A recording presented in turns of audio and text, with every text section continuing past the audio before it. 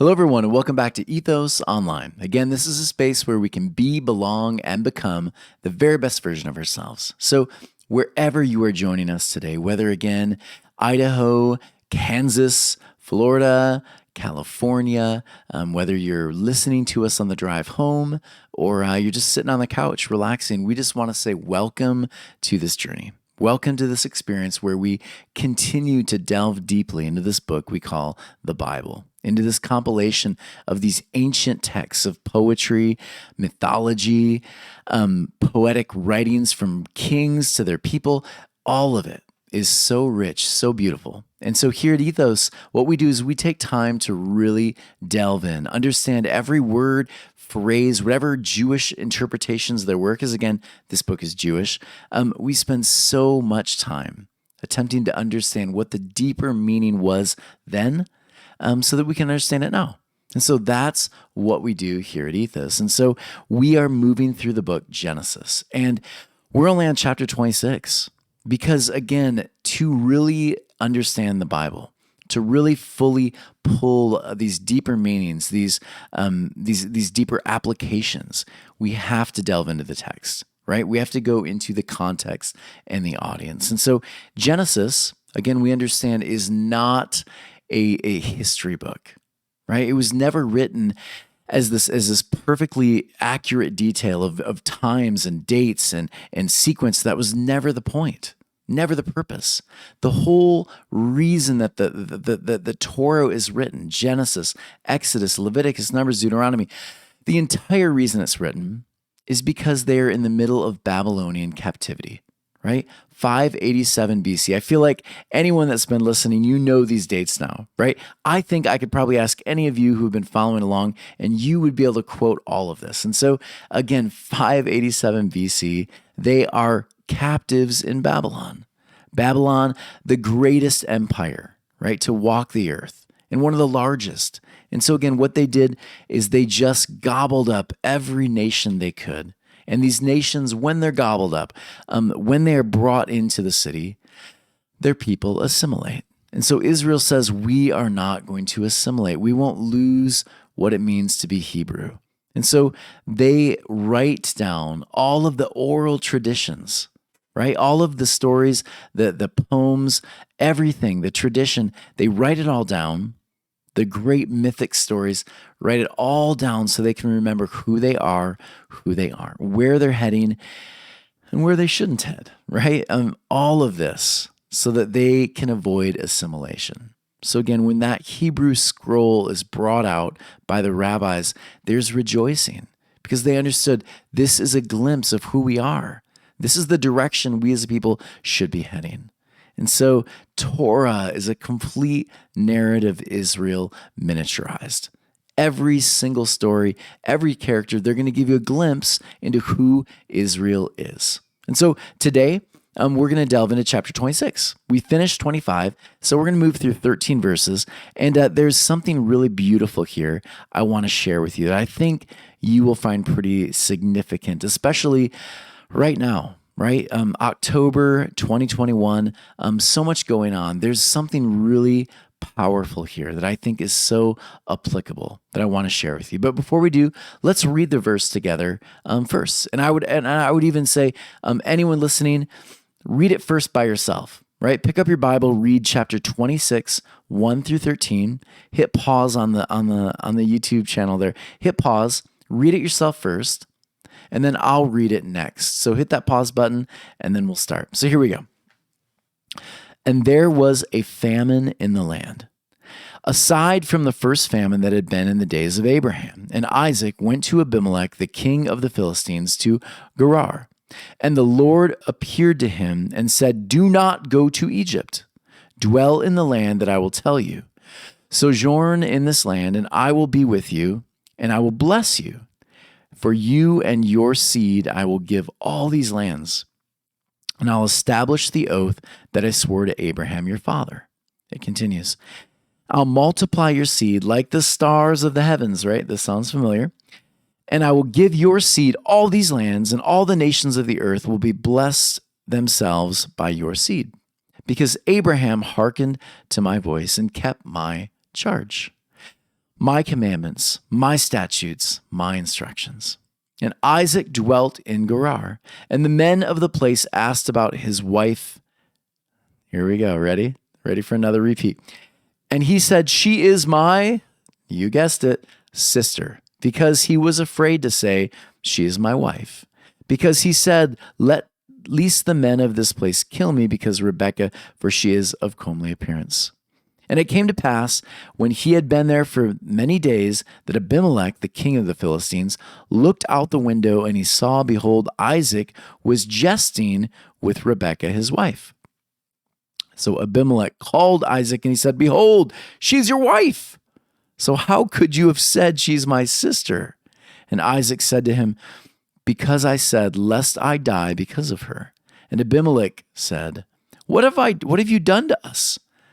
The most prominent of the people might easily have lain with your wife, and you would have brought guilt upon us. And Abimelech commanded all the people, saying, whoever touches this man or his wife shall be put to death. And Isaac sowed in that land, and he found in that year 100-fold, and the Lord blessed him. And the man became great, and he grew constantly greater until he had grown very great. So there's some interesting stuff here. First off, notice this. And there was a famine in the land. All right, we've seen so far these stories, they kind of repeat, right? They repeat, but just different characters, same story. So there's a bit of a repetition here, but here's something really beautiful I wanted to read to you. Check out this quote. I found this so beautiful. Ready? Here we go. Famine was seen as both punishment and opportunity. Suffering opened the door for repentance and change. Isn't that so good? Let me read it to you one more time. So deep. Famine was seen as both punishment and opportunity. And this is, of course, referring to that time era for these people. This is how they viewed it, as both punishment from God and opportunity from God. Suffering opened the door for repentance and change. So think about this one. For example, famine basically drives biblical characters of Abraham to Egypt, right? Isaac to the land of the Philistines, Jacob, his entire family to Egypt, right? Similarly, the book of Ruth, think about this one. It opens with a famine, right? It forces Naomi and the mother-in-law Ruth and her family to move first, right? And then away from Moab. The idea here, famine often opens up interesting opportunities for the Hebrew people. And so there's stories of their people, their heroes. Often you're going to find the famine, because once a famine begins, something's going to shift, an opportunity is going to happen. There's going to take place a change, a shift. So here it comes. So it continues. And the Lord appeared to him and said, do not go down to Egypt. Dwell in the land that I will tell you. Sojourn in this land, and I will be with you, and I will bless you. For to you and to your seed I will give all these lands. I'll establish the oath that I swore to Abraham, your father. So again, much like his father, right? Isaac is given this same kind of promise, right? He is going to be blessed, right? So the people of the Hebrews, they understand God continues to bless the future generations when they hold on to the promise. The future generations can continue to be promised. So here's the warning, though. Don't go down to Egypt, right? Don't go down to Egypt. Do not repeat the same patterns as your father. What an interesting idea here, right? Don't repeat the same patterns. Be very careful, Isaac, right? You are about to go into a new land. Don't go the way of Egypt again. Be very, very careful. Be cautious, right? And what an interesting, think about that moment for so many of us. It's so relevant. Whenever a new opportunity arises, those voices that tell us, hey, before you jump in, right? Before you take this leap, I want you to consider for just a moment where you've been, where you're going, right? Before you dive into the new position, what things have we learned from the last one? And we do that so that we might not repeat the same things again. And so this is Yahweh saying, look, y'all, consider this. Take a moment, step back, ask yourself the bigger questions. What are we about to repeat again? Do we want to repeat that again? Right? Looking at the deeper question, right? What a blessing those voices are in our lives. So I'll continue reading. And I will multiply your seed like the stars of the heavens. I'll give your seed all these lands, and all the nations of the earth will bless themselves by your seed. Because Abraham hearkened to my voice and kept my charge, my commandments, my statutes, my instructions. So again, the promise, right? But remember, Israel is reading this, right? They're reading this. It is Israel miniaturized, right, through this telling. And so Israel is reminded that even though they're in the middle of this Babylonian captivity, though they're in the middle of all this brokenness and change and shift, they are literally captives in Babylon as they're retelling these stories. Even though all this is taking place, God is reminding them, look, your people will number the stars. I know that it feels like Babylon is numbering the stars, but just hold on a little longer. Your people will number the stars again. This generation that seems like it's going to end with you, it's actually just the beginning. Hold on a little bit longer, Israel, right? What a beautiful, beautiful promise. And so then it says this, Isaac dwelt in Gerar. So you know this word's going to mean something, right? We look at all these words. There is deep, deep study into this simple name, Gerar. And so this name in the Hebrew actually means something. It means the place of the circle. Weird? Interesting? Here's the idea. The place of patterns. The place where things are repeated. Gerar, the place where things are repeated. Isaac, think about this. Isaac goes to the place where stories are repeated.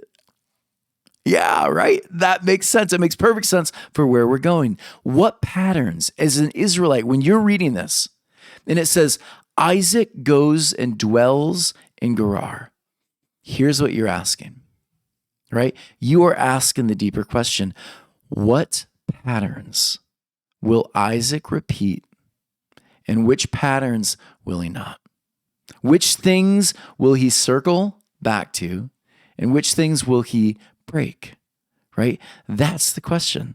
Because when your nation is about to be free again, the question you must ask of yourself is, what will we repeat, and what traditions will start anew? That's the beauty here. That's the question they're asking right there. Patterns can be good and bad, can't they? And so which ones are worth repeating? And this made me think of this question for me on a personal note. And I thought maybe it's worth asking for you too tonight, right?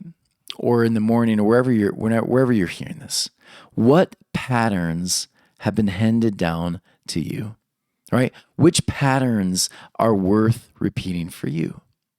Patterns, I love this idea. We repeat what we don't repair. I think that's such a beautiful quote, right? What needs to be repaired still? Is there a lot of anger still in your life? Well, maybe we can stop that pattern. Maybe we can find repair. Maybe there are certain patterns, though, that you've been involved in that are bringing you great joy. It's helping your life. Those bear repeating. And so, again, which patterns, ask yourself this, which patterns are worth repeating right now in your life? Because this is the inventory Israel's doing right here, right now. And I would argue it's one you and I don't do enough, is it? Yeah, so good. I'll keep reading. He said, she's my sister, because he was afraid. Yeah, he was afraid. She's my wife because he said, lest the men of this place kill me because of Rebekah, for she is of comely appearance. Isaac here repeats the same story of his father in this moment, doesn't he?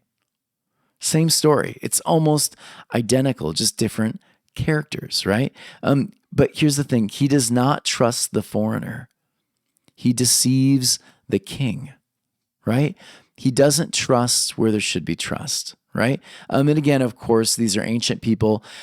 Who are the Philistines? Well, they're their enemies, right? So of course they're not to be trusted. So there is some like interesting narration there that you're going to see.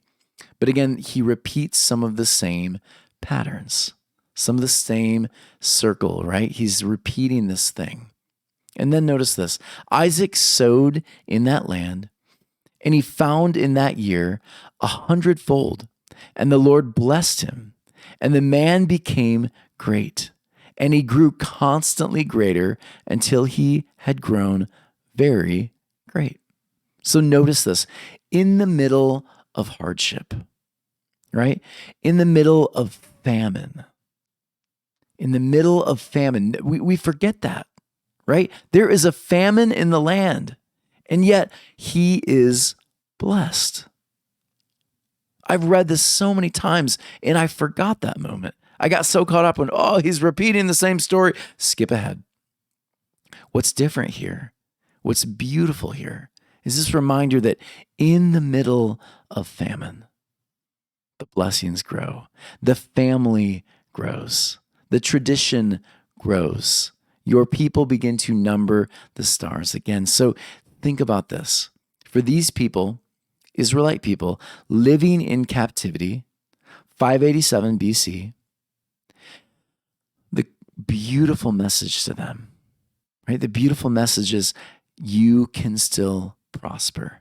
In the middle of famine, you can be blessed.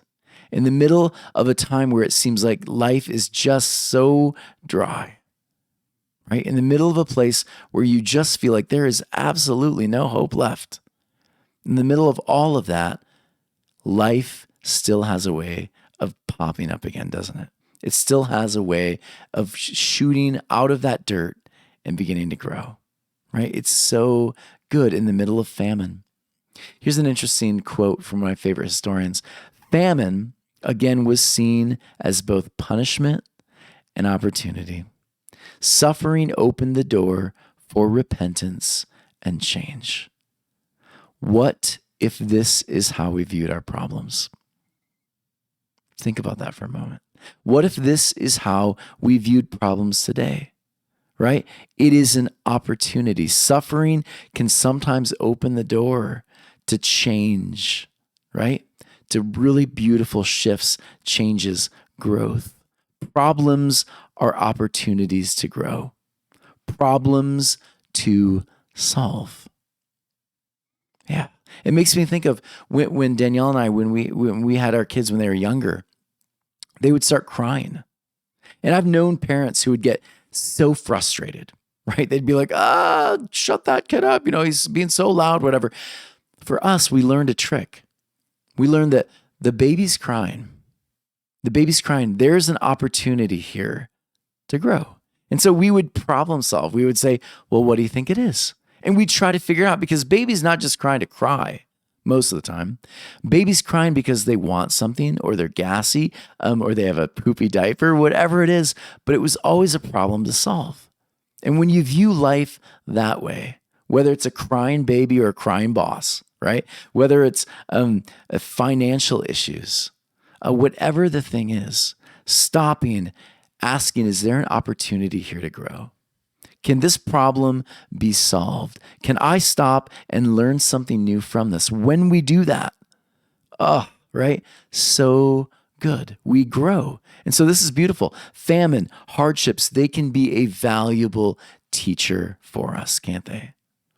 Teaching us patience, growth, flaws, right? Problems can sometimes be the most beautiful, constant blessing in our lives. I think we often forget that. And so for Israel, that was something they were learning. That was something they were growing through. And so Jesus, I love this quote that he gives here. Jesus, again, constantly referring back to the Old Testament, constantly reading from Torah. And so here in this quote, I just think it's beautiful. Enter through the narrow gate. For wide is the gate, and broad is the way that leads to destruction, and many enter through it. But small is the gate, and narrow the way that leads to life, and only a few find it. The way to real growth, real change, it's hard. Ask anyone that's done anything significant, that is like done anything life-changing. They'll tell you it wasn't easy, right? The majority of people who have experienced this, they had to go through trials. This was not easy, but that's where the beauty is, right? Famine offers a lesson. Famine, Isaac learning this along with his people, that's the idea here. Famine is going to offer blessing. Famine is going to offer opportunity. And so in the middle of captivity, in the middle of Babylon, right? Here is what the Hebrews are learning in chapter 26. They're learning this challenge. What can you learn here in Babylon? I know it's not where you want to be. I get it, right? God's like, I get this. But here's the thing. There is something beautiful you can learn here in Babylon. It might be learning new ways to grow crops. It might learn how to love people even deeper, right? It could be a billion different lessons, but there are so many right here, right now for you, here in Babylon. And so my challenge to you right now is this: wherever you are, whatever experience you're going through, my question to you is, what can you learn from it right here, right now? What lesson can you learn from the famine? Because that is what Israel is doing here. And I think it's so applicable. So what do we do? How do we take it home? Well, I thought about this. What lessons can we learn through obstacles? So for me, I went back in my own life. I started thinking, what obstacles have I faced? And how did I learn from them? So number one thing I definitely learned is we may need to change, right? When you experience famine, when you experience obstacles, the first thing that might shift for you, the first thought that might pop up is, I might need to shift a bit. I might need to change things. And so instead of looking at like external circumstances, blame them for like the unfortunate life events, look at yourself first, right? Look at yourself first, see if there's anything there that can be improved. I think when it starts here, then you can begin looking outward. But first, is there anything I can change in my life right now? The situation I'm in, what can I improve about me? Number two, you can't control life, but you can control you. I wish my 20-year-old, 30-year-old self could hear this one, right? When you go through life's challenges, you have the choice, right? To either fall apart, become the victim of your circumstances, or you can rise up high above it all, right? You can rise above high and you can say, what can I do here to control me? I can control my response to the obstacle. I don't have to scream, play the victim. There are things I can control, and mainly my response to it. Number three, change your perspective. I think this is always so good. Take a walk, change your environment. You cannot control what happens to you, but you can control your attitude toward what happens to you. Yeah, so good. And in that, you will be mastering change. I really believe that. You will become the master of change rather than allowing it to master you. So change your perspective. Number four, last one. We are our own worst enemy or our own best friend. And so you can choose to, again, blame yourself for what's going wrong or forgive yourself and learn to move on. I've learned this over and over again. I will beat myself up for weeks on end. But the really beautiful thing to do instead, The constructive thing to do is to learn from it and then forgive yourself for it and move on. Because dwelling on those kind of thoughts, it's only going to create self-harm. It's going to delay healing, really. And so learn to forgive yourself. Move forward. Be your best friend rather than your worst enemy. Everyone, I hope this was interesting to you. I loved this moment, learning from the famine. Learning famine can be an opportunity for growth. And I know it sounds cliche, but it is so true, right? Israel is learning this, and I think you and I can do the very same thing. So as always, please consider going to ethos-church.org/donate. Please give that tax-deductible donation. If you'd like to continue working with us online live, please go to Ethos Living Rooms. We'd love to have you join us, and hit that subscribe button. Let us know you want this to continue by spreading the word to everyone you know. Let's build our YouTube channels along with all of our other platforms. So everyone, we love you, and we can't wait to continue delving into chapter 26 next week. Talk to you later.